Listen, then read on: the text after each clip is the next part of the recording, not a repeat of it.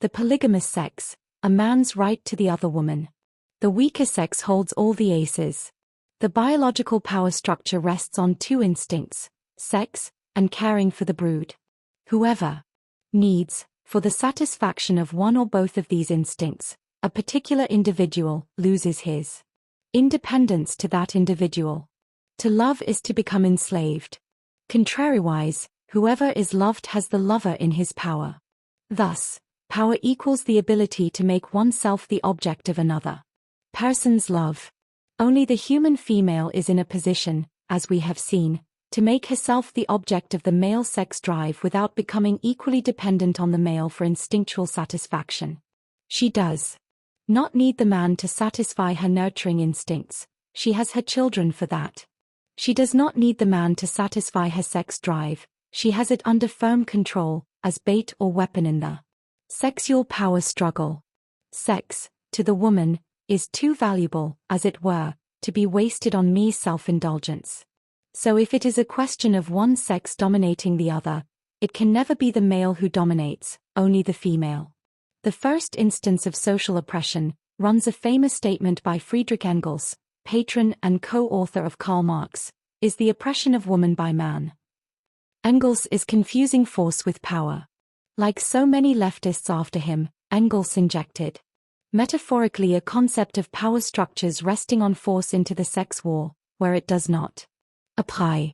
Only because a man is physically stronger and able to earn money, Engels believed that this gives the man power over the woman. However, physical force may be helpful in oppressing a social class, it is no way to win control over the other sex. The potential oppressor is never the stronger partner, but always the more helpless one. The potential ruler is never the one driven by desire, but the desired. If it is true that most women are physically and mentally the weaker sex, and that they are more desired by men than desirous, then the first social oppression is the oppression of men by women, not the other way around.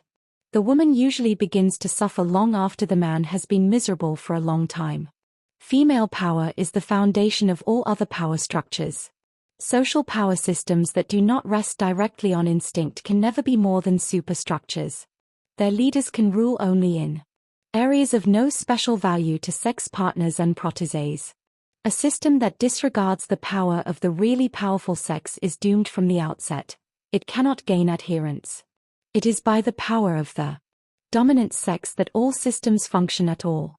Without the consent of women, there could have been no fascism, no imperialism, no inquisition. Men could not have become the tools of such systems, had they not been ruled by women.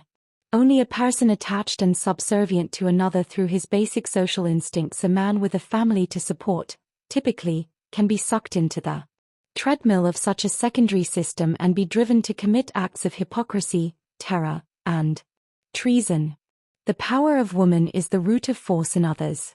Church fathers, politicians, and dictators know this unwritten law very well. A ruler's most important political move is courting women and talking their language. He knows that once he has the women with him, he will get the men automatically. As long as the church backs up woman as man's protege, she can easily induce him to back up the church by letting it teach his children a faith in invisible beings that guarantees the continuance of the church in power. One hand washes the other.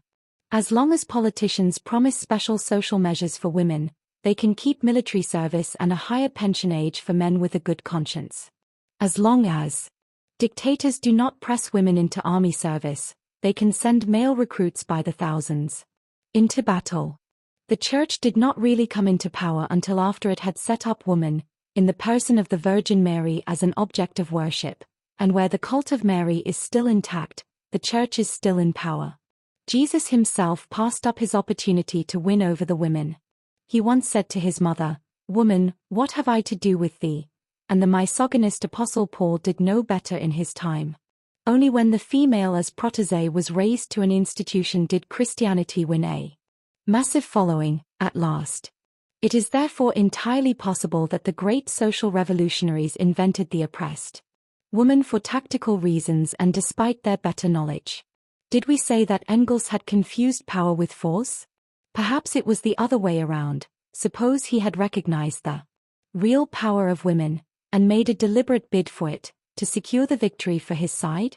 It would certainly be odd for men like Marx, Engels, Lenin, Mao, all of whom knew the life of the working class better than anyone, to have believed seriously that the worker's wife was worse off than the worker himself.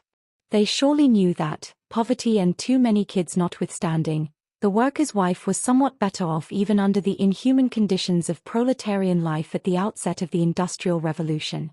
When they and other radicals sought to improve the lot of the working more, they were good enough politicians to appeal to the working man's wife and exalt her cause as a top priority.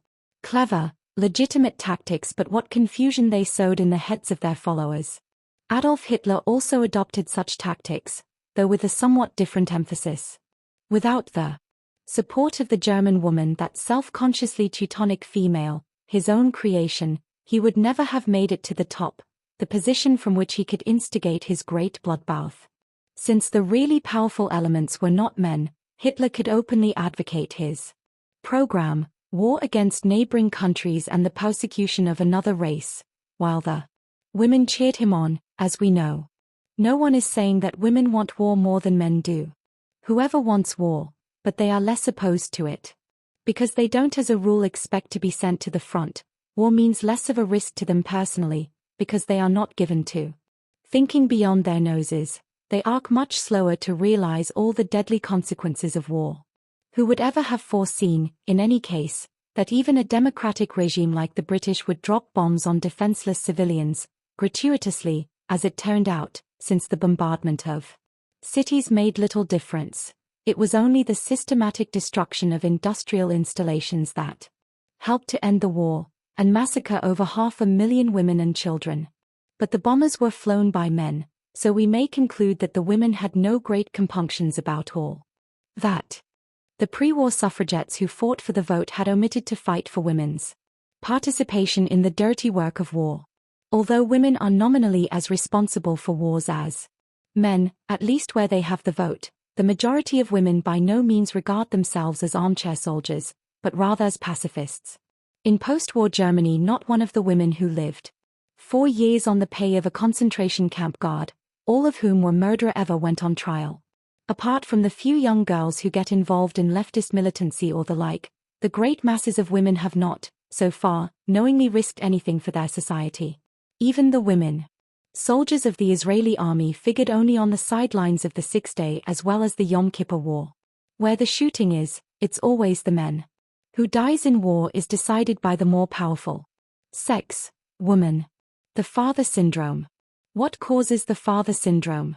Woman does look like a patented invention for the fulfillment of male dreams. At first glance.